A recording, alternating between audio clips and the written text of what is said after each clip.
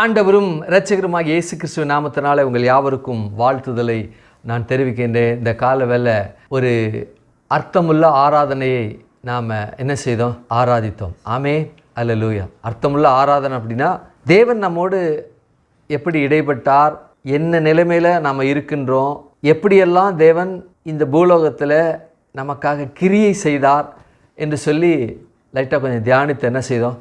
ஆராதனை அதை நிகழ்த்தினோம். அல்லேலூயா. கரங்களை தலையில சொல்லுங்கள். ஆமே. அப்படின்னா இதை காண்பிக்கிறது அப்படின்னா உண்மையிலேயே நம்ம ஆராதிக்கிற வேண்டும். உன் முழு இருதயத்தோடும் முழு மனதோடும் முழு பலத்தோடும் அவரை என்ன செய்? அன்பு குருவாயாக. அன்பு குருவாயகனா ஆராதிப்பாயாக என்று அர்த்தம். ஆமே. எப்படி முழு இருதயத்தோட முழு மனதோட முழு பலத்தோட அன்பு கூற முடியும் அப்படின்னா அவர் என்ன எனக்கு செய்தாரோ அதை நம்ம எண்ணி பார்த்து இதுக்கெல்லாம் நம்ம கொஞ்சம் கூட தகுதியே இல்லையே, பாத்திரனே இல்லையே, இப்படிப்பட்ட தேவனா நம்ம தேவன் அப்படின்று நம்ம எண்ணும் போதே ஒரு அர்த்தத்தோடு ஆராதிப்பதற்கு என்ன ஆகிடும்? வழி வகுக்க நமக்கு என்ன செய்யும்? அது உண்டாகும். அப்படிப்பட்ட நிலையில் இன்றைக்கு ஆராதித்தோம். ஆமேன், அல்லேலூயா. எவ்வளோ அருமையாக இருந்துச்சு பாருங்கள். ஆமேன். உண்மையிலே உணரணும், அப்படி ஆராதிக்கணும். என்ன செய்யணும்? அப்படி ஆராதிக்கணும். அப்பொழுது ஆராதிக்கணும். ஏதோ வந்தேன், ஞாயிற்றுக்கிழமை கூட சொல்கிறாங்க, ஆகையினால் நான் கூடினேன், ஆராதித்தேன். அப்போ ஆராதிக்கிற அந்த ஆராதனை அந்த கூடுறதுனால ஒரு வாரம் தானே நடக்குது.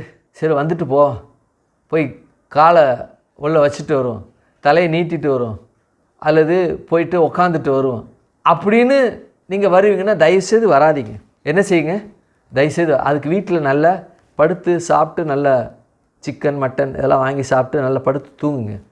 ஏன்னா ஒரு அர்த்தம் இல்லாமல் ஒரு அட்டண்டன்ஸ் கொடுப்பதற்காக வர்றீங்க அப்படின்னா தயவு செய்து வராதிங்க.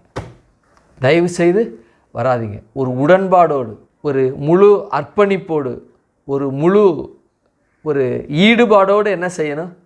தேவன்கிட்ட வந்து இன்னைக்கு காலையில் சாட்டர்டே நைட்டு ஆன உடனே நான் காலையில் எவ்வளோ சந்தோஷமான ஒரு செயல் போய் செய்ய போகிறேன் என்று சொல்லி அந்த நிமிஷம் அந்த நேரத்திற்காக, ஆராதனை நேரத்துக்காக நம்முடைய உள்ளங்கள் என்ன செய்யணும்?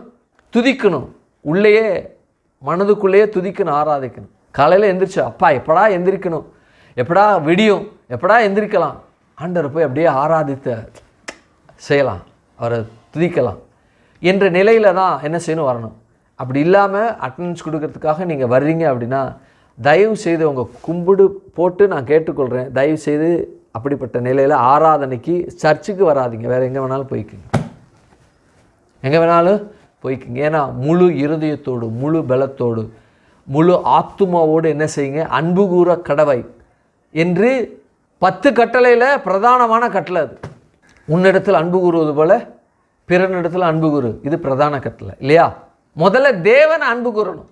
காண்கின்ற உன் சகோதரன்கிட்ட அன்பு கூறாத நீ காணாத உன்னுடைய பரம தகப்பனை பரம அந்த சகோதரனை அன்பு கூற முடியுமா? அப்படின்னா முடியாது. பார்க்கிற உன் தாய் தகப்பனை கனம் பண்ணாமல் அன்பு கூறாமல் இருக்கிற நீ காணாத தேவனை 100% அன்பு கூற முடியாதுங்க. அன்பு கூறவே முடியாது. அப்போது நம்ம ஆராதனை எப்படி இருக்கணும்? இன்றைக்கி போகிறேன், ஆண்டவர் நல்லா ஆராதிக்கணும், ஆராய்ச்சி அவருடைய நாமத்தை மகிமைப்படுத்தணும், அதை விட எனக்கு என்ன இந்த பூலோகத்தில் வேலை என்று சொல்லி அப்படிப்பட்ட நிலையில் நம்முடைய ஆராதனை அமைய வேண்டும். அப்படின்னா வாங்க, அப்படி இல்லை அப்படின்னா தயவு செய்து வரவே வராதிங்க, வீட்டிலே இருந்துங்க. யாரெல்லாம் அப்படி வரணும்னு விருப்பப்படுறீங்க கரங்களை வைத்துங்க. யாரெல்லாம்? ஆமேன். ஒரு சில பேர் அப்படியே மெல்ல அப்படியே தூக்குறீங்க. நான் சொல்கிறது உள் வாங்கி தூக்குறீங்களா அப்படின்னு தெரியல. எல்லோரும் தூக்குறாங்களே அப்படின்னு நீங்களும் தூக்குறீங்க அப்படின்னு நினைக்கிறேன். என்ன செய்யுங்க? சொன்ன உடனே அப்படின்னு வரணும். எத்தனை பேர் அப்படி வரணும்னு நினைக்கிறீங்க? எஸ், இப்போ வருது எல்லாம் கை.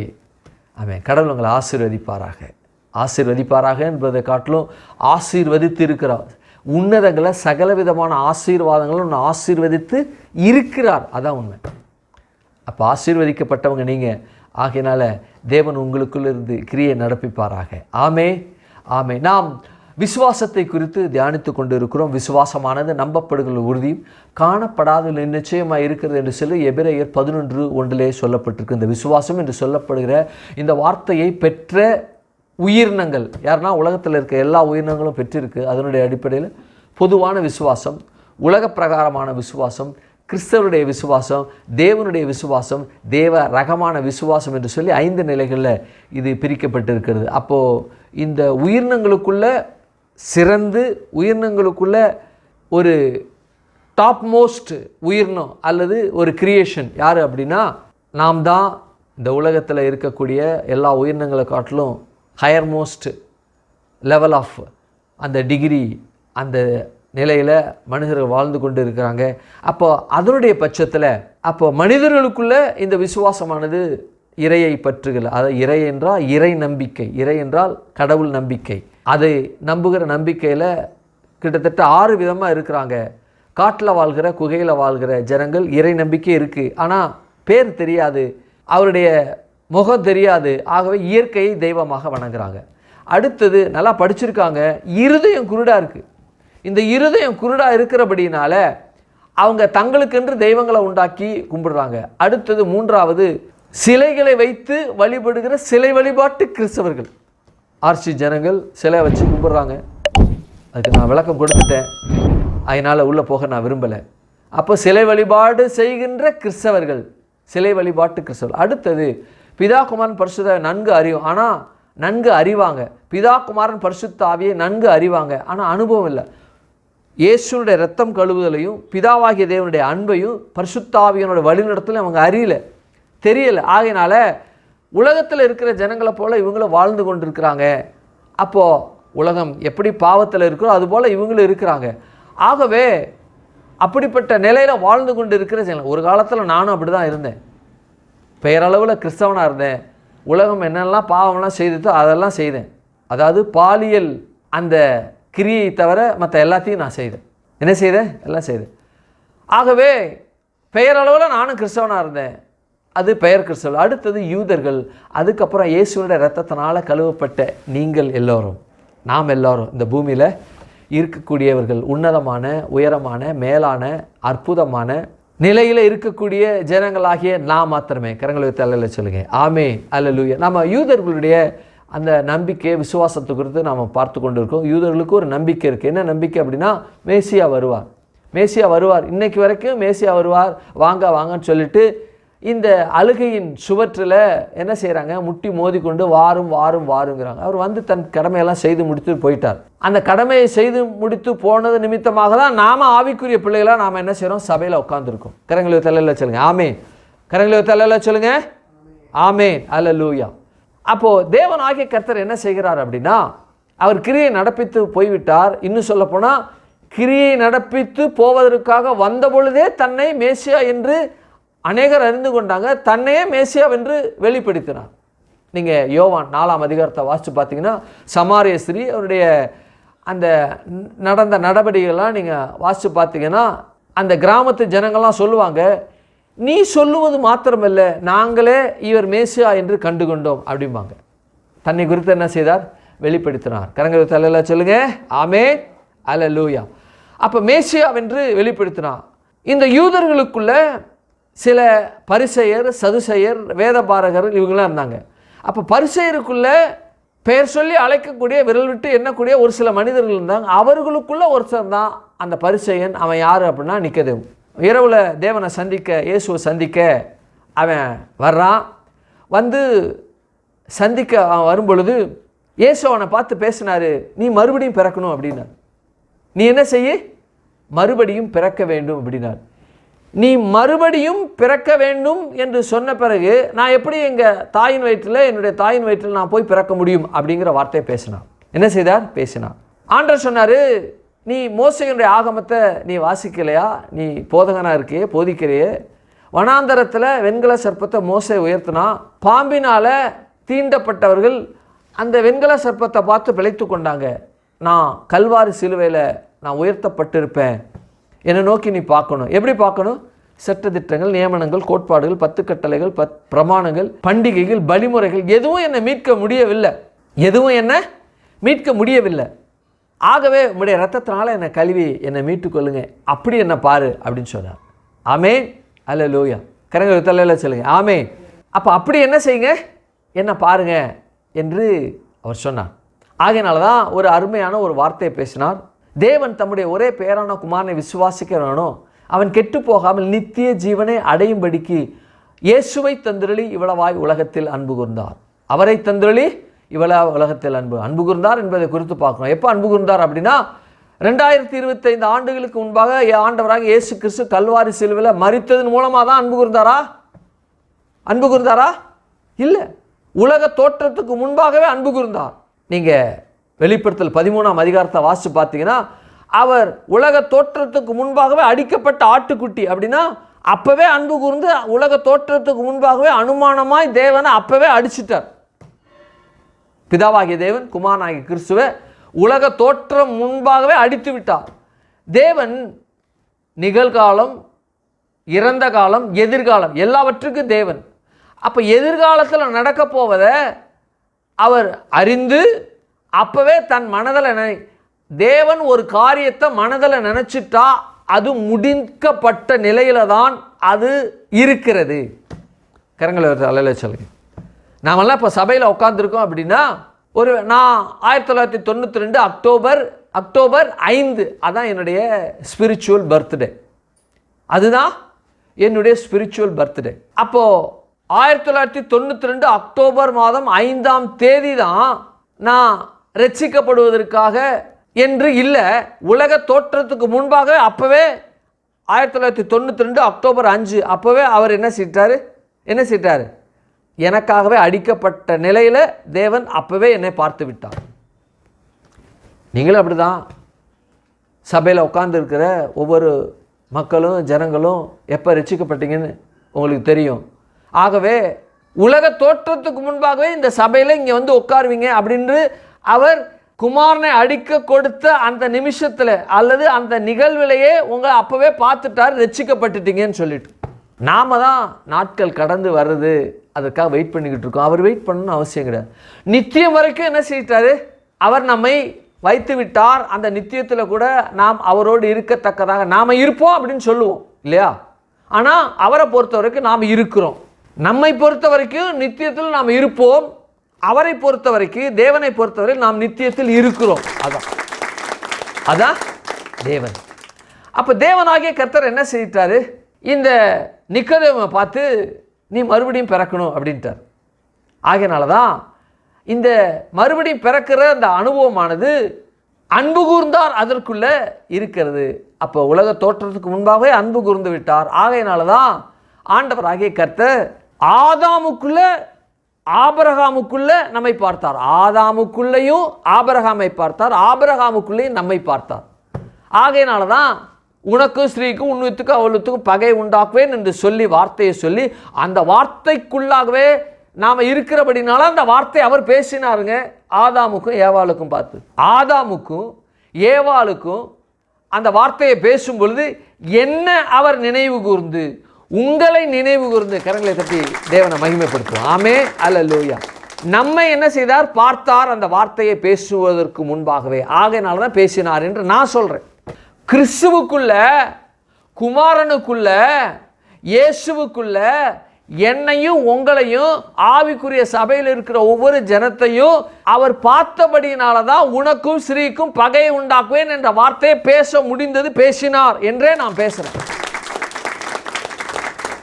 இப்போ அந்த அன்பானது அவங்களுக்குள்ளே பயணித்தது, அவங்க குடும்பத்துக்குள்ளே பயணித்தது, முதல் அழிவுக்குள்ளே அது பயணித்தது. ஆகையினால தான் நோவா அவனுடைய குடும்பங்கள் பாதுகாக்கப்பட்டது. நோவாவுடைய குடும்பத்துக்குள்ளே அந்த பரிபூர்ண அன்பு பயணித்தது.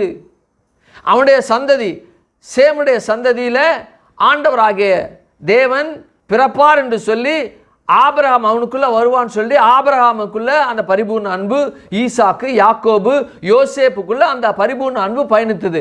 இப்போ யோசேப்புடைய ஜனங்கள், இந்த யாக்கோபுடைய ஜனங்கள், ஈசாக்குடைய ஜனங்கள் எங்கே இருக்கிறாங்கன்னா எகிப்து தேசத்தில் ஆலோட்டி நிமித்தம் அடிச்சுக்கிட்டு வாதிக்கப்பட்டு கண்ணீர் விட்டுட்டு இருக்காங்க.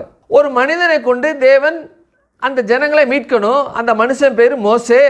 மோசையை கூப்பிடும் பொழுது மோசே வரமாட்டேன்பா, சில காரியங்களை தேவன் போடுவார், செய்ய சொல்வார். பாதரட்சை கலட்டும்பார், இந்த தடியை கீழே போடும்போது சர்ப்பமாக மாறும். சர்ப்பத்தை என்ன செய்ய, வாழைப்பிடி அப்படிம்பார். வாழைப்பிடி அப்படிங்கிற ஒரு தகவலை நான் சொல்கிறேன். ஆண்டவர் ஆகிய கர்த்தர் ஏன் கோலை போட்ட உடனே பாம்பா அனுச்சு, பாம்பை நீ பிடினோடனே பாம்பு பிடிக்கிற யாவரும் பாம்பை என்ன செய்வாங்கன்னா, முதல்ல பாம்பு வாழை பிடிக்க மாட்டாங்க, தலையை பிடிப்பாங்க. தலையை பிடிச்சா என் சுயபலத்தில் நான் என்ன செய்வேன், பாம்பின் விஷத்திலிருந்து, கடியினுடைய விஷத்திலிருந்து என்னால் தப்பிக்க முடியும். ஆகவே என்னுடைய கிரியை இதை நடப்பித்தது அப்படிங்கலாம். வாழை பிடிச்சோம் அப்படின்னா திருப்பிக்கிட்டு என்ன செய்யும், கொத்தும். திருப்பிக்கிட்டு என்ன செய்யும், கடிக்கும், கொத்தும். வாழை பிடிப்பது நிமித்தமாக அது கொத்துவதற்கு எத்தனமாக இருந்தாலும் தேவனுடைய பலத்தில் என்ன செய்யப்பட்டிருக்கு, அந்த பாம்பு என்ன செய்யப்பட்டிருக்கு, இவனை கடிக்காம அது அடங்கியிருக்கு. அப்போ வாழை பிடிங்கிறார். நான் தலையை பிடிச்சேன் அப்படின்னா என் கண்ட்ரோலில் பாம்பு வந்துடும். நான் வாழை பிடிச்சேன் அப்படின்னா பாம்பும் நானும் தேவனுடைய கண்ட்ரோலில் போயிடுவோம். இதற்காக தான் தேவன் என்ன செய்தார், ஒரு நிகழ்வை நடத்தி அங்கே காண்பித்தார். இப்போது கன்வின்ஸ் ஆகிட்டான், பாதி அளவுக்கு ஆகிட்டான். நான் போகிறேன், நான் போனால் முதல்ல என்ன நம்பணும். ஏன்னா என்னோடு இருந்த அநேக ஜனங்கள், அல்லது நான் சிறு வயதில் இருக்கும்போது, 40 வயதில் இருக்கும்போது பெரியவங்களாக இருந்தாங்க, அவங்களாம் செத்துட்ருப்பாங்க. அவங்கெல்லாம் செத்துட்ருப்பாங்க. அவன் பிறந்த போது இருந்தவங்களும் செத்துருப்பாங்க. ஏன்னா அவன் மீதியான் தேசத்தில் 80 வயசாகிடுச்சு. பார்வோன்ட்ட முன்னாடி போகும்போது 80 வயசு அவனுக்கு. சின்ன வயசுலேருந்து 80 வயசில் வரைக்கும் இருக்கக்கூடிய அப்போ இருந்த 60 வயசு 70 வயசு 80 வயசு இருந்தவங்களாம் செத்துருப்பாங்க. மீதியான் தேசத்துலேருந்து புறப்பட்டு போகும்போது அப்போ இருந்த 50 வயசு 60 வயசு 70 வயசு செத்துருப்பாங்க. இப்போ புதுசாக போனால் ஒரு புதிய ஒரு ஜெனரேஷன் இருக்கும். ஆகவே புதிய ஜெனரேஷன் இருக்கிறதுனால அவன் கேட்குறான், ஒரு சரியான கேள்வி தான். உங்களை குறித்து நான் சொன்னால் முதல்ல என்ன நம்பணும், நான் யாருன்னு அவங்களுக்கு தெரியாது. சப்போஸ் நான் தெரிந்திருந்தாலும் நான் தேவன் கூப்பிடுறாருன்னா இந்த தேவனுடைய பெயர் நான் சொன்னால் தான் அவங்க நம்புவாங்க. ஆகையினால உங்கள் பேர் சொல்லுங்கள் அப்படிங்கிறான். யார் சொல்கிறா, யார் சொல்கிறா? மோசே கேட்குறான், நீ என் பேரை என்னன்னு ஏன் கேட்குறேன்? நான் இருக்கிறவராகவே இருக்கிறேன். இருக்கிறேன் என்பவர் உன்னை இந்த இந்த ஜனத்திற்கு அனுப்பினார் என்று சொல்லு அப்படின்றார். அப்போ இருக்கிறவர், ஐ ஆம் தட் ஐ ஆம், நான் இருக்கிறவராக இருக்கிறேன் என்ற வார்த்தையானது அற்புதமான வார்த்தை. கடந்த வாரத்தில் இந்த இருக்கிறவராக இருக்கிறேன் என்று சொல்லப்படுகிற இந்த வார்த்தையில் தேவனுடைய அந்த மிகப்பெரிய ஒரு அற்புதமான ஒரு காரியத்தை குறித்து பார்த்தோம். அது என்னன்னா, நான் இருக்கிறவராக இருக்கிறேன் என்று சொல்லப்படுகிற அந்த வார்த்தையில் அவர் மாத்திரம்தான் தேவன். ஐ ஆம் ஒன்லி காட் என்று சொல்லப்பட்டிருக்கு. அந்த மீனிங்கில் தேவன் நான் மாத்திரம்தான் இருக்கிறேன், வேறு யாரும் இல்லை அப்படிங்கிற ஒரு அர்த்தம் அந்த ஐ ஆம் தட் ஐ ஆம்ல இருக்கு.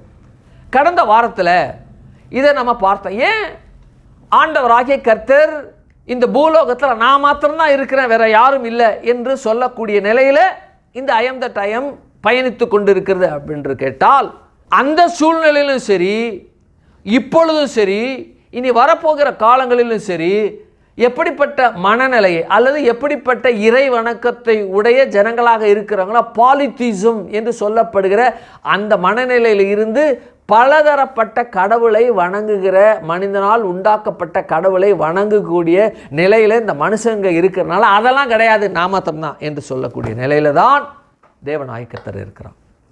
ஆமென், அல்லேலூயா. அப்போ ஏன் இதை அவர் சொல்லணும்?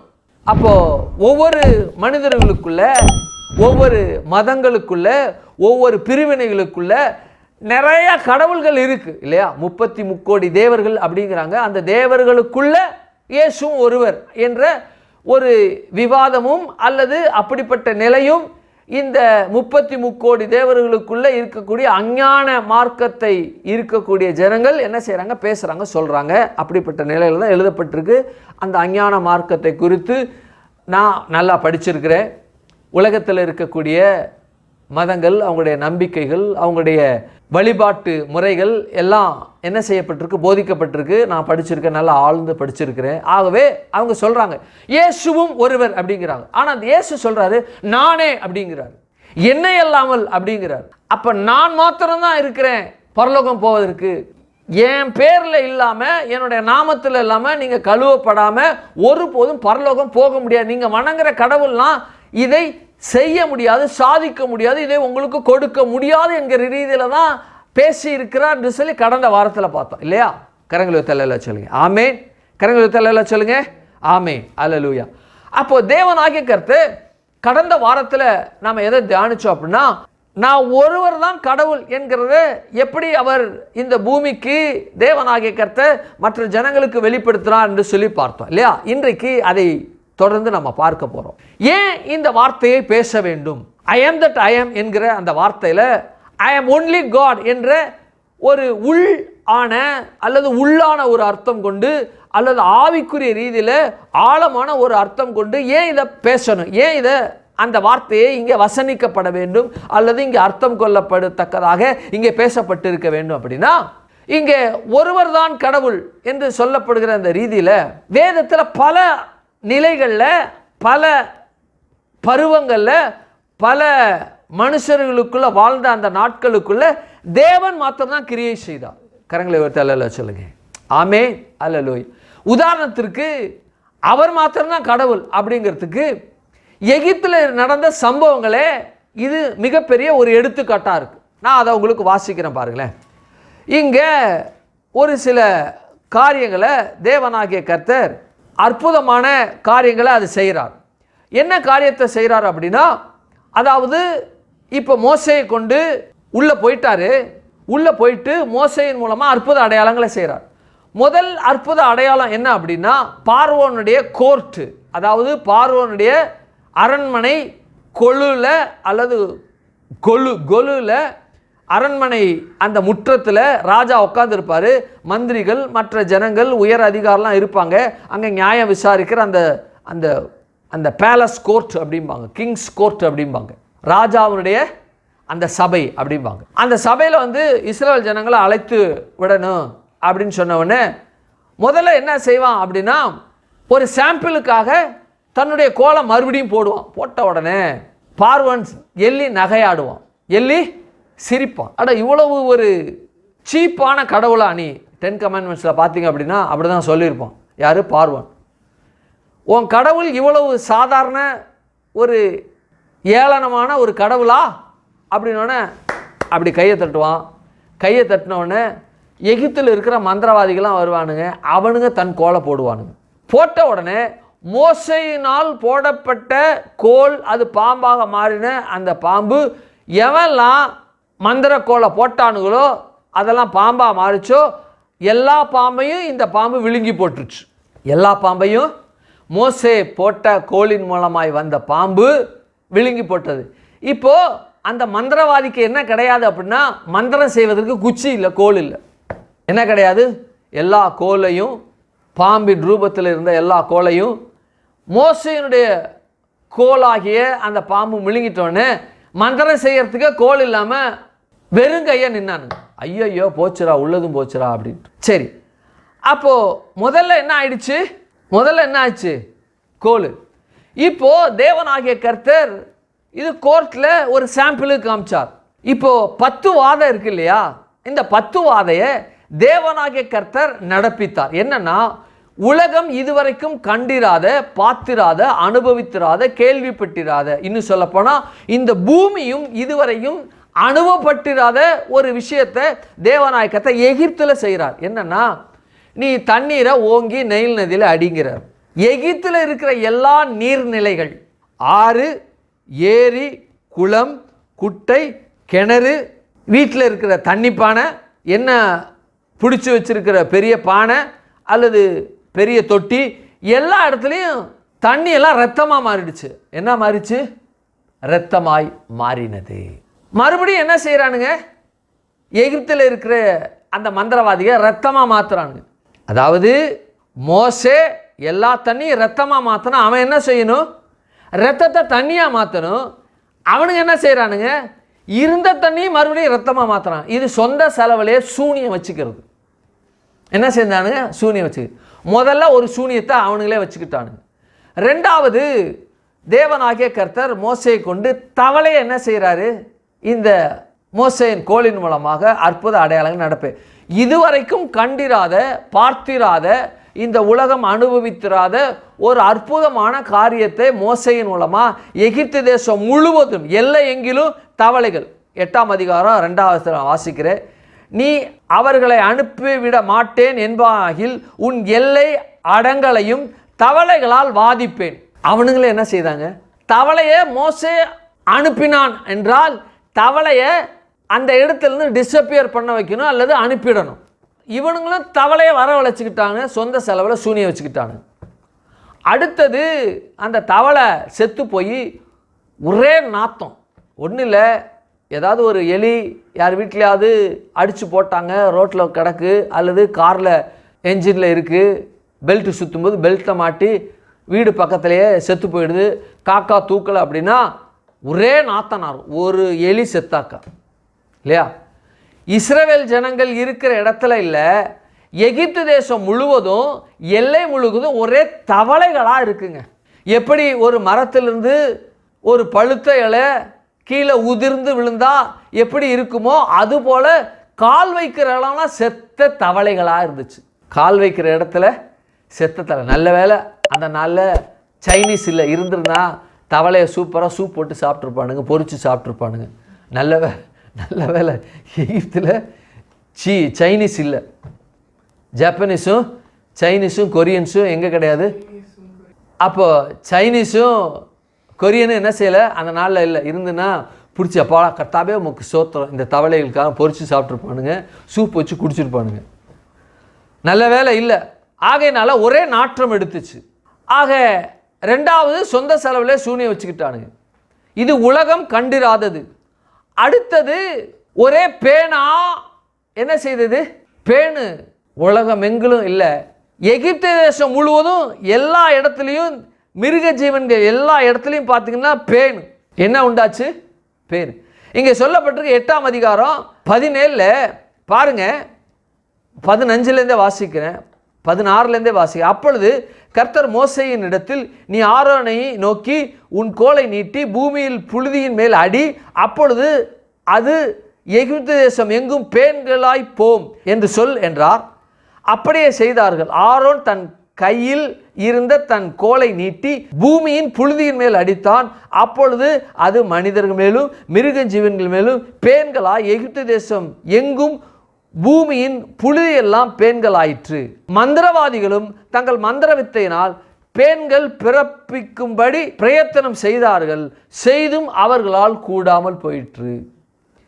2 வாதை தான். 2 வாதை செஞ்சாங்க, 3வது வாதை அவங்களால செய்ய முடியவில்லை.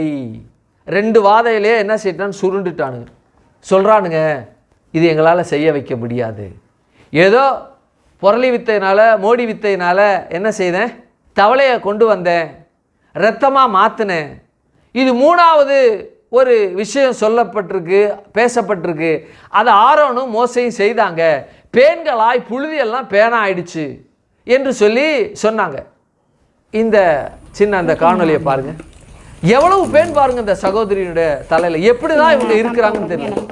இது போல இதை போல மிருகங்களும் பறவைகளும் மனிதர்களுக்குள்ள எல்லா இடத்துலையும் பேனு. இந்த தலையில இருக்கிற பேனு போல எல்லா இடத்துலையும் பேனு. அவங்களால எப்படி அதை சகிச்சுக்கிட்டு இருந்தாங்கன்னு தெரியல. ஒரே பேனு. நம்ம ஒரு பேனு தலையில் இருந்தாலே ஐயோயோ நம்மளால் தூங்க முடியாது, உட்கார முடியாது, எதையும் யோசிக்க முடியாது. ஏன்னா அப்படியே ஊருக்கு தலையில் ஊறும்.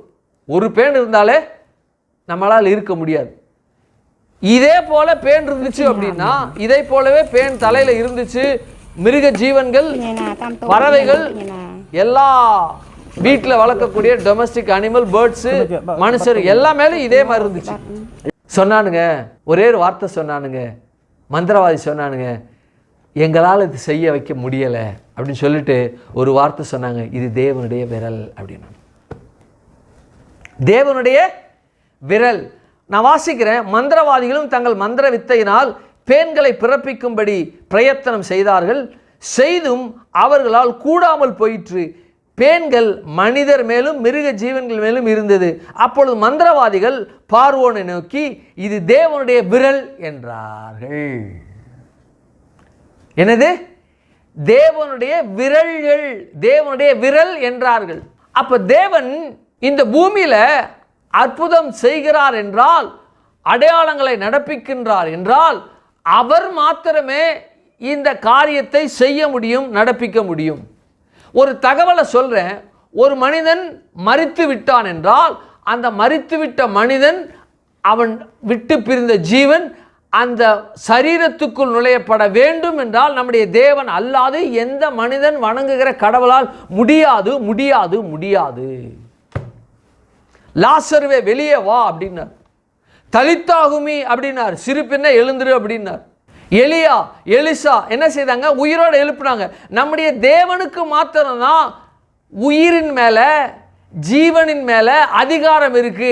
அவர் என்ன நினைக்கிறாரோ அதை தன்னுடைய பிள்ளைகள் நடப்பிக்கும்படி செய்தால் அந்த ஜீவனானது அந்த சரீரத்துக்குள் வந்து அமையும், உள்ளே போகும். ஆமென். அல்லேலூயா. கரங்களை தலையில சொல்லுங்க.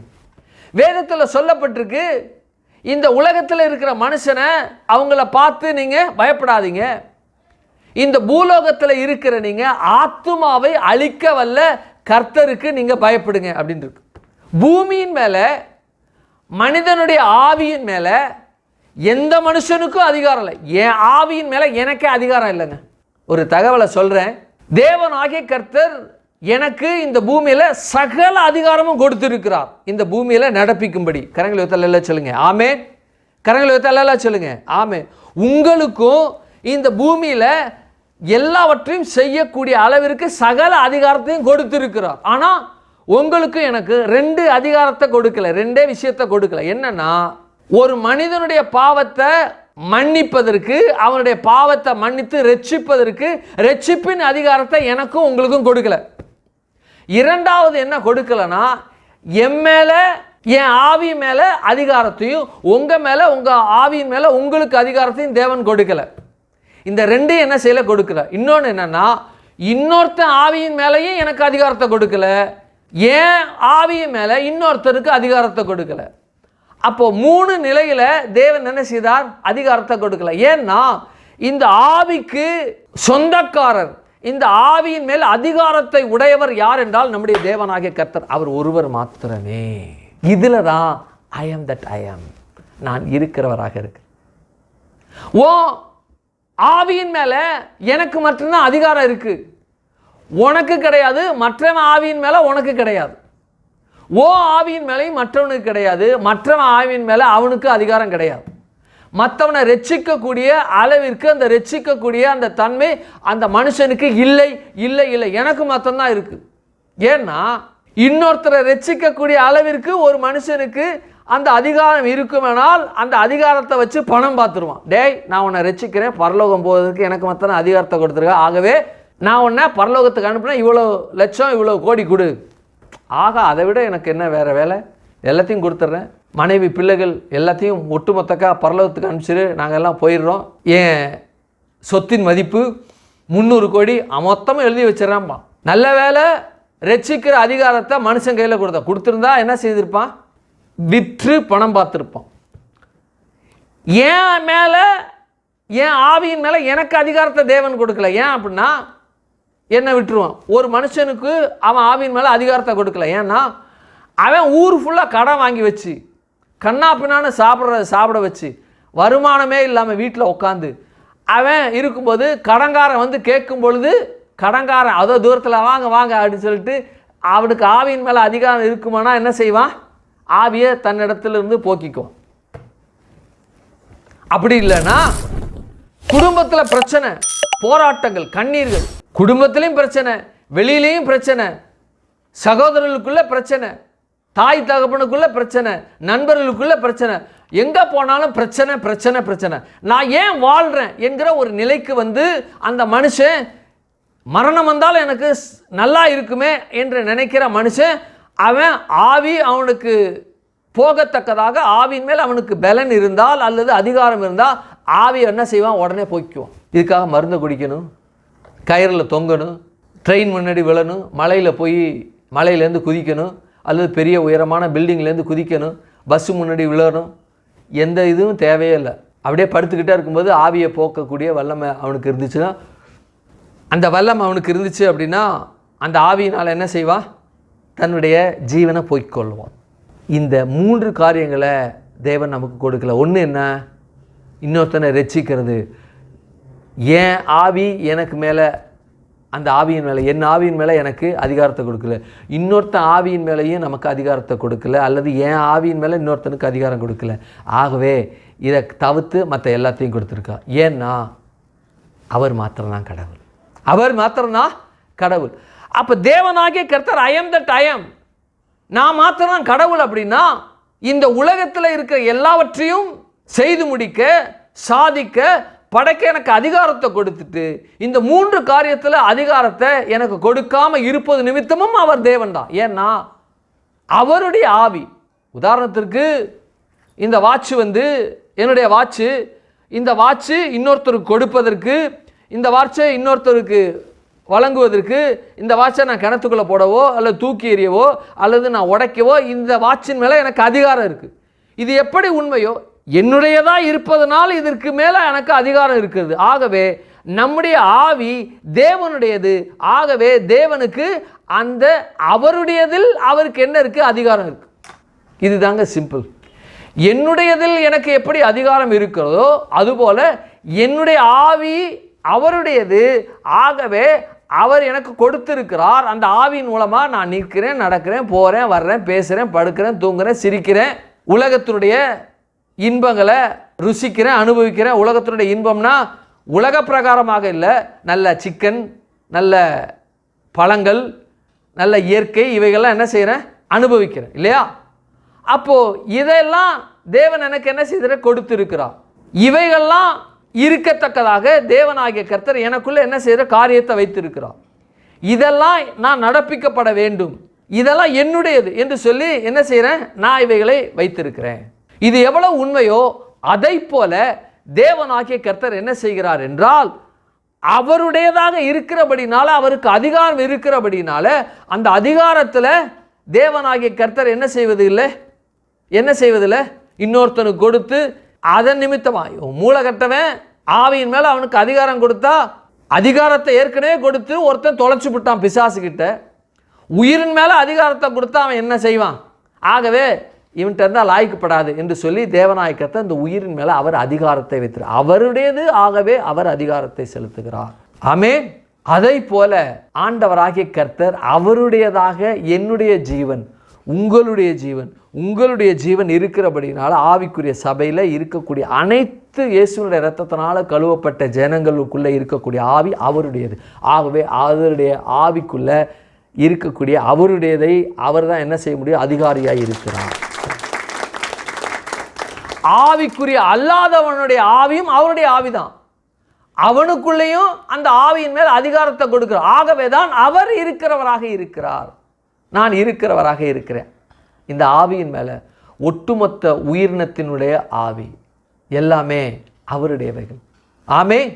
உலகத்தில் இருக்கக்கூடிய எல்லா ஜனங்களும், உலகத்தில் இருக்கக்கூடிய எல்லா உயிரினமும், எல்லா ஆவிகளும் அவருடையவைகள் என்று சொல்லப்பட்டிருக்கு. ஆமே. அல்லேலூயா. ஒருபோதும் அது என்ன செய்யப்படலை? மற்றவர்களுக்கு விற்கலை, மற்றவங்கள்ட்ட கையில் அதை கொடுக்கலை, அவருடையவர்கள் என்று சொல்லப்பட்டிருக்கு. ஆகையினால ஐ ஆம் தட் ஐ ஆம். அவர் இருக்கிறார். எப்படி இருக்கிறார்? நான் ஒருவர் மாத்திரமே இருக்கிறேன். எதுக்கு? உங்களுடைய ஆவியின் மேல் அதிகாரம் உள்ள. மற்ற எந்த மனிதனால் உண்டாக்கப்பட்ட, மனிதனால் பெயரிடப்பட்ட, மனிதனால் அமைக்கப்பட்ட தெய்வங்களுக்குள்ள உங்களுடைய ஆவியின் மேல் அவைகளுக்கு அதிகாரம் இல்லைங்க. இது ரொம்ப முக்கியமான விஷயம். எகிப்தில் அற்புத அடையாளங்களை செய்தார். ஏன்னா அவர் மாத்திரமே அடையாளத்தை நடப்பிக்க முடியும், அற்புதங்களை நடப்பிக்க வேண்டும். ஏனென்றால் இந்த பூமியும் அதனுடைய நிறைவும் கர்த்தருடையது என்றால் அந்த கர்த்தருடையவைகளுக்குள்ள அவர் அதிகாரத்தை பெற்றிருக்கிறார். இந்த வாட்சி என்னுடையது, இந்த வாட்சியின் மேலே எனக்கு என்ன உண்டு? அதிகாரம் உண்டு. யாரும் எதுவும் கேட்க முடியாது. அப்போ என்னுடையதில் நான் அதிகாரத்தை செலுத்துவது போல பூமியும் அது நிறைவும் கர்த்தருடையது. சங்கீதங்களின் புத்தகம் வாசிங்க. பூமியும் அது நிறைவும் யாருடையது? கர்த்தருடையது அப்படின்றது. அப்போ அவருடையது என்றால் அவருக்கு அதன் மேலே என்ன உண்டு? அதிகாரம் உண்டு. அப்போ அவர் மாத்திரம்தான் என்ன செய்கிறார்? இந்த காரியத்தை நடப்பிக்க முடியும். மனிதனால் உண்டாக்கப்பட்ட தெய்வங்கள் இந்த பூமியின் மேலே அதிகாரம் கிடையாது. மனிதனால் உண்டாக்கப்பட்ட தெய்வங்கள் மனுஷனுடைய ஆவியின் மேல் அதிகாரம் கிடையாது. அப்போ இருக்கிறவராகவே இருக்கிறேன் என்றால் நான் மாத்திரமே இருக்கிறேன். எதற்கு என்றால் உங்கள் ஆத்துமாவிற்கு, உங்கள் ஆவிக்கு அது அதிகாரியாக, உத்தரவாதமாக அதன் மேல் எனக்கு அதிகாரம் இருக்குது, எனக்கு மாத்திரம் இருக்கு என்பதை என்ன செய்கிறார், பேசுகிறார். அடுத்தது, நான் இருக்கிறவராக இருக்கிறேன் என்றால் நீங்கள் எவைகளெல்லாம் இந்த பூமியில் அடைய வேண்டும் என்று இருக்கிறீர்களோ அவைகளெல்லாம் கொடுப்பதற்கு நான் மாத்திரமே இருக்கிறேன். ஐ ஆம் தட் ஒன்லி காட், ஐ ஆம் ஒன்லி காட் என்கிற வார்த்தையின் மூலமாக இந்த ஐ ஆம் தட் ஐ ஆம் என்ன செய்யப்பட்டிருக்கு, பேசப்பட்டிருக்கிறது. இந்த பூலோகத்தில் தெரிந்தோ தெரியாமலோ, அறிந்தோ அறியாமலோ, புரிந்தோ புரியாமலோ நன்மைகளை வாங்கி கொண்டு இருக்கிறாங்கன்னா அவர்கள் உண்டாக்கின தெய்வங்கள் அவைகளை கொடுக்கவில்லை. நம்முடைய தேவன் மாத்திரமே கொடுக்கிறார். ஏனென்றால் இந்த பூமி மேலே அவருக்கு அதிகாரம் இருக்கிறது. இந்த அதிகாரம் உடைய அவருக்கு இந்த அவருடையதாக இருக்கிறபடினால இந்த அதிகாரத்தை உடையவராக இருக்கிறார். ஆகவே இவைகளை பெற்றுக்கொள்கிற ஜனங்கள் அவராலே மாத்திரமே பெற்றுக்கொள்கிறார்கள். வேற யாராலையும் என்ன செய்ய முடியாது, பெற்றுக்கொள்ளவே முடியாது. கரங்கள் தெரியல சொல்லுங்க, ஆமேன். அப்ப நம்முடைய தேவன் மனிதர்கள் பெற்றுக்கொள்ளத்தக்கதாக, நம்முடைய தேவன் மற்றவர்கள் அடையத்தக்கதாக அவர் மட்டுமே தான் கொடுக்கிறார். ஆமேன். அவர் மாத்திரம்தாங்க கொடுக்கிறாரு. அவர் ஒரு மனிதனுக்கு கொடுக்காவிட்டால் எந்த மனுஷனும் பெற்றுக்கொள்வதில்லை. சங்கீதம் 127:1 வாசிங்க. கர்த்தர்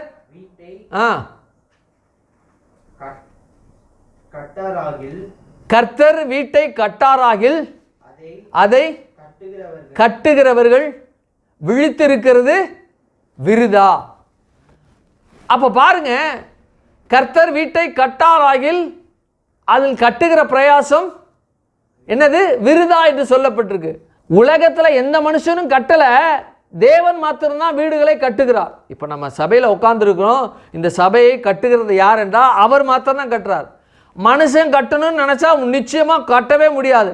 அவர் கொடுத்தா தான் இவங்க கட்ட முடியும், அவர் அனுமதித்தால் தான் கட்ட முடியும். இந்த உலகத்தில் இருக்க யாரெல்லாம் வீடு வச்சிருக்கிறாங்களோ, இந்த உலகத்தில் யாரெல்லாம் மாளிகை வச்சிருக்கிறாங்களோ, இந்த உலகத்தில் இருக்கக்கூடிய ஒரு சின்ன ஒரு 10க்கு 10 ஒரு சின்ன ஒரு 4 செவர் உள்ள ஒரு வீட்டை அவங்க வச்சிருக்கிறாங்கன்னா தேவன் கொடுக்காமல் அவர்களால் வைத்து கொள்ளவே முடியாது. ஏனென்றால் அவர் மாத்திரமே கொடுக்கிறவர், மற்றவர்கள்லாம் பெற்றுக்கொள்ளுகிறவர்கள். உலகத்தில் எந்த தெய்வமும் கொடுக்காதுங்க, இயேசு மாத்திரம்தான் கொடுக்கிறவர். உலகத்தில் எந்த கடவுளும் மனிதனை ஆசீர்வதிக்க முடியாதுங்க, நம்முடைய தேவன் மாத்திரம்தான் ஆசீர்வதிக்க முடியும். அப்போது நான் இருக்கிறவராக இருக்கிறேன் என்றால் நான் மாத்திரமே இருந்து இவைகளை நடப்பிக்கின்றேன் என்ற ரீதியில் தேவனாய் கர்த்தர் இங்கே பேசுகிறார். கரங்கள் தலையில் சொல்லுங்க, ஆமே. அப்படிப்பட்ட நிலையில தான் நாம் இருக்கிறோம். அப்படிப்பட்ட நிலையில தான் தேவன் நமக்கு ஒவ்வொரு நாளும் தன்னுடைய பரிபூர்ண அன்பினால தாராளமாய் ஏராளமாய் நமக்கு கொடுத்து கொண்டு இருக்கிறார். நாம பெற்றிருக்கோம். அவர் மாத்திரமே தான் கொடுக்கிறார். அவர் மாத்திரமே தான் கொடுக்கிறபடினால உலகத்தில் இருக்க எல்லா ஜனங்களும் பெற்றுக்கொள்றாங்க. அவங்க சொல்லலாம் எங்க கடவுள் தான் இது கொடுத்துச்சுன்னு, தெரியாம பேசுறாங்க, அறியாம புரியாம பேசுறாங்க. நம்முடைய தேவன் இவைகளை கொடுக்காவிட்டால் எந்த மனிதனும் பெற்றுக்கொள்ள முடியாது. அவர் மாத்திரமே கொடுக்கிறவர்.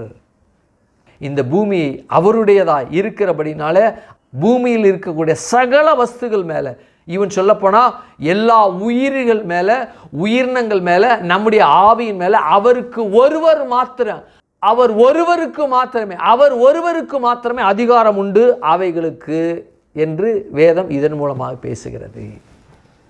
இப்போ தேவன் எவ்வளவு அற்புதமான ஒரு மேலான ஒப்பற்ற தேவனாக இருக்கிறார் பாருங்க. அவர் இல்லைன்னா முடியாதுங்க. அவர் இல்லைன்னா மனுஷனே வந்திருக்க முடியாது இல்லையா? அவர் இல்லைன்னா எந்த உயிரினமும் இருக்காது, இந்த பூமியில் இருக்கக்கூடிய எதுவும் அது இருந்திருக்காது. அப்போ அப்படிப்பட்ட நிலையில் ஐ ஆம் தட் ஐ ஆம், நான் ஒருவன் மாத்திரமே இருக்கிறேன். எதுக்கு? படைப்பதற்கு, உங்களுக்கு காரியங்களை நடப்பிப்பதற்கு, உங்களை கொடுப்பதற்கு, உங்களை செழிப்பு வைப்பதற்கு, செழிக்க செய்வதற்கு, ஆசீர்வாதம் கொடுப்பது அவர் மாத்திரம்தான். பரலோகத்திற்கு வருவதற்கு அவர் மாத்திரம்தான். நானே வழியும் சத்தியமும் ஜீவனுமாய் இருக்க. வாசிங்க யோவான் 14:6 வாசிங்க. யோவான் 14:6. யோவான் 16:6, 14:6 வாசிங்க. அதற்கு இயேசு, நானே வழியும் சத்தியமும் ஜீவனுமாய் இருக்கேன். நான் மாத்திரம்தான் வழியா இருக்கிறேன், நான் மாத்திரமே சத்தியமா இருக்கிறேன், நான் மாத்திரமா ஜீவனா இருக்கிறேன். ஏனென்றால் அந்த ஜீவனை கொடுத்ததே நான் தான். ஜீவாதிபதி அவர் கொடுத்துறார். தொடர்ந்து வாசிங்க. என்னாலே அல்லாமல் ஒருவனும் வரான். நான் மாத்திரம்தான் இருக்கிறேன். ஐ ஆம் தட் ஐ ஆம். நான் இருக்கிறேன். என்ன அல்லாம ஒருத்தன் கூட பிதாவிட்ட போக முடியாது. நானே வாசல். என்ன அல்லாம பிதாவிட்ட யாரும் போக முடியாது என்ற காரியத்தை பேசும்பொழுது அவர் சொல்றாரு, நான் இருக்கிறேங்கிறார். ஒருத்தர் கிடையாதுங்க. நானே வாசல் அப்படிங்கிறாரு. ஆமென், அல்லேலூயா. நானே வழி, நானே சத்தியம், நானே ஜீவன். பிதாட்ட போகணுன்னா என்ன இல்லாம ஒருவனும் போகவே முடியாதுங்க. ஏன்னா இருக்கிறவராகவே இருக்கிறேன். ஐ ஆம் தட் ஐ ஆம். நான் இருக்கிறேன். நான் மாத்திரம்தான் இருக்கிறேன். இந்த வழியை உங்களுக்கு காண்பிப்பதற்கு, இந்த ஜீவனை உங்களுக்கு கொடுப்பதற்கு, இந்த சத்தியத்தை உடையவனாக நான் மாத்திரமே இருக்கிறேன். என்ன அல்லாமல் ஒருத்தர் கூட பரலோகம் போகவே முடியாது.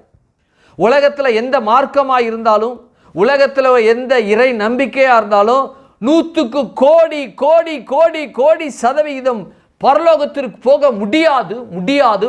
இயேசுவாலே மாத்திரமே ஒரு மனுஷன் இந்த பூமியை விட்டு அவருடைய உயிர் பிரியும் பொழுது பரலோகத்திற்கு போக வேண்டும் என்றால் இயேசுவாலே மாத்திரமே தான் போக முடியுமே தவிர வேற எந்த ஜீவனாலோ, எந்த அதிகாரத்தினாலோ, எந்த கடவுளாலோ போக முடியாது. நான் இருக்கிறவராக இருக்கிறேன். ஆமாங்க, அவர் இருக்கிறார். ஜீவனை கொடுக்க இருக்கிறார். அந்த ஜீவனை பெற்றுக்கொள்ள இருக்கிறார். ஆமென், அல்லேலூயா. எவ்வளவு அற்புதமான இந்த தேவன் இந்த மோசேக்கு இடைபடுகிறார். இன்னும் எப்படிப்பட்ட ரீதியில் இந்த ஐ ஆம் தட் ஐ ஆம் பயணிக்கிறது என்பதை வருகிற வாரத்தில் தியானிப்போம். கண்களை மூடுவோம் அந்த கால வேலை. அல்லேலூயா. நேசிக்கின்ற எங்கள் பரலோக பிதாவே, குமாரனாகிய நாமத்தில் நம்முடைய சமூகத்தில் நாங்கள் வருகிறோம். ஏசப்பா, நீங்கள் ஒருவர் மாத்திரமே இருக்கிறீங்க பரலோகத்துக்கு போக. நீங்கள் ஒருவர் மாத்திரமே இருக்கீங்க இந்த பூமியில் சகலவற்றையும் நாங்கள் பெற்றுக்கொள்ள. நீங்கள் ஒருவர் மாத்திரமே இருக்கிறீங்க இந்த பூமியில் நன்மையானவைகளை நடப்பிக்க. நீங்கள் ஒருவர் மாத்திரமே இருக்கிறீங்க இந்த ஆண்டவரே பூமியில் நாங்கள் அடைந்து அனுபவிக்கத்தக்க சகலமும் உங்களால் மாத்திரமே இருக்கிறது. வேற எந்த சக்தியினால, வேற எந்த விதமான ஆண்டவரை வல்லமையினால் நாங்கள் அதை பெற முடியாது. உங்களால் மாத்திரமே நாங்கள் பரலோகத்திற்கு போக முடியும் என்பதை நாங்கள் ஆண்டவரை இந்த நாளில் நாங்கள் அறிக்கை செய்கிறோம், தீர்மானிக்கிறோம். எங்கள் தேவன் பெரியவங்க. எங்கள் பிள்ளைங்க 2 பேரையும் ஆண்டவரே நீங்கள் பரலோகத்திற்கு அழைத்துட்டதுக்காய் நன்றி. என்னுடைய மனைவி என்ன எங்கள் சந்ததிகளை பரலோகத்துக்கு அழைத்ததுக்காக நமக்கு நன்றி செலுத்துகிறேன். ஏனென்றால் நீர் ஒருவர் மாத்திரம் ஐ ஆம் தட் ஐ ஆம் இருக்கிறேன் என்று சொன்னவர் இருந்து என் காரியத்தை நடப்பித்தபடினால் நமக்கு நன்றி செலுத்துகிறேன். வலைதளங்களை யூடியூப்ல உலகன்னு பார்த்து கொண்டு இருக்கிற ஜனங்களும் நீர் ஒருவர் மாத்திரமே இருக்கிறீர் என்பதை அறியத்தக்கதாக மனங்கள் திறக்கப்படுவதாக, கண்கள் திறக்கப்படுவதாக என அறிக்கை செய்கிறேன், தீர்மானிக்கிறேன், கட்டளையிடுகிறேன். கண்கள் திறக்கப்பட்ட நிலையில உம்மை ஏற்றுக்கொண்டு உம்முடைய இரத்தத்தினால கழுவப்பட்டு அவர்களும் பரலோகம் வந்ததற்காக உமக்கு நன்றி. எங்க சபையில புதிதாக வந்தவர்களும் கண்களும் மனதும் திறக்கப்பட்ட தன்னை ஒப்பு கொடுத்து பாவங்களை அறிக்கை செய்து உம்மை ஏற்றுக்கொள்ள கர்த்தர் கிருபை செய்து நீர் மாத்திரமே எல்லாவற்றையும் நடப்பிக்க முடியும் என்பதை கர்த்தர்னால நீங்க ஆண்டவரே கிரியை செய்திருக்காய் உமக்கு நன்றி செலுத்துகிற. மருத்துவமனையில் இருக்கிற ஜனங்கள் இந்த வியாதியினால, இந்த பலவீனத்தில், அந்த நோயினால, ஐயோ நான் மரண கஷ்டத்தில் நான் இருக்கிறேன், இந்த வியாதி என்னை விட்டு நீங்காதா என்று சொல்லி பல ஆண்டவரை நம்பிக்கை இருக்கக்கூடிய இந்த ஜனங்கள் மத்தியில் நான் மாத்திரமே இருக்கிறேன், ஐ ஆம் தட் ஐ ஆம் இருக்கிறேன்ப்பா, நானே பரிகாரியான கர்த்தர் என்று அவர்களுக்கு வெளிப்படுத்தி அவர்களுக்கு நோயை, வியாதியை, பலவீனத்தை, சுகத்தை கொடுத்து ஆண்டவர் எல்லாவற்றையும் நீக்கி சுகத்தை கொடுத்து அவர்களை உம்முடைய பிள்ளையாக ஏற்றுக்கொண்டு நீர் மாத்திரமே அதை செய்தீர் என்பதை அவர்கள் உணரத்தக்க கிரியை செய்தமைக்கு உமக்கு நன்றி செலுத்துகிறேன். கரத்தில் ஒப்பு கொடுக்குறோம். ஆசீர்வதிங்க, பலப்படுத்துங்க, காத்துக்கொள்ளுங்க, நன்மையினால முடிச்சுட்டுங்க. இயேசுவின் நாமத்தில் ஜெபிக்கிறோம் ஜீவனுள்ள நல்ல பிதாவே. ஆமே ஆமே. அல்லேலூயா. ஒரு பாடலை பாடி ஆண்டவருக்கு காணிக்கை ஆராதனையில் அவருக்கு காணிக்கை செலுத்தி ஆராதனை செலுத்தி அவருடைய நாமத்தை நம்ம மகிமைப்படுத்துவோம். கர்த்தர் நம்மோடு கூட இருந்து நமக்காக காரியங்கள் நடப்பிப்பாராக. வலைதளங்கள், யூடியூப்பில் இருக்கிற ஜனங்கள், ஜிபே மூலமாக திரையில் தெரிகிற அந்த வங்கியினுடைய கணக்கு எண்ணில் உங்களுடைய காணிக்கை ஆராதனையை காணிக்கை செலுத்தி அவருடைய நாமத்தை மகிமைப்படுத்தும்படி நான் உங்களை கேட்டுக்கொள்கிறேன். கர்த்தர் உங்களை ஆசீர்வதிப்பாராக. ஆமேன் ஆமேன்.